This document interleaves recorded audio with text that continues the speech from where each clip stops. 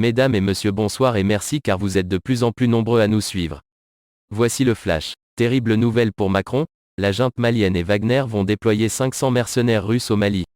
Mais avant de commencer, n'oubliez pas de vous abonner et d'activer la cloche de notification pour rester à la une de nos informations. On commence.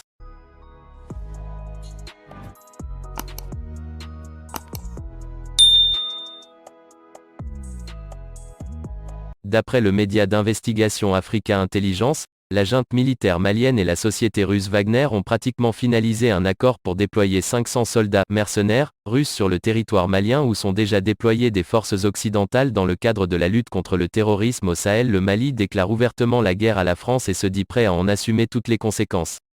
En tout cas, au moment où une éventuelle arrivée de soldats russes de Wagner se précise, la France et l'Union européenne haussent le ton et tentent à tout prix de faire capoter ce projet qui représente une menace aux intérêts français en Afrique.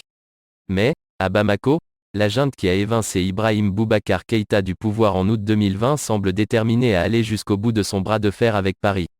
C'est du moins l'interprétation que l'on peut faire de la révélation faite ce 22 décembre par le média d'investigation, Africa Intelligence.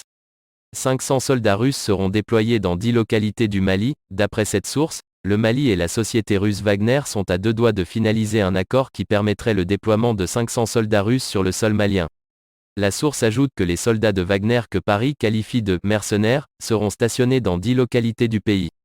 En France, la nouvelle ne passe pas inaperçue et l'Élysée devait tenir un conseil de défense sur ce sujet dès ce 22 décembre. Il faut dire que cette révélation explosive intervient quelques heures après la confirmation de l'annulation de la visite de Macron au Mali où le président français devait rencontrer Assimi Goïta, chef de la junte militaire au pouvoir. La visite a été annulée en raison de la situation sanitaire très critique en Hexagone.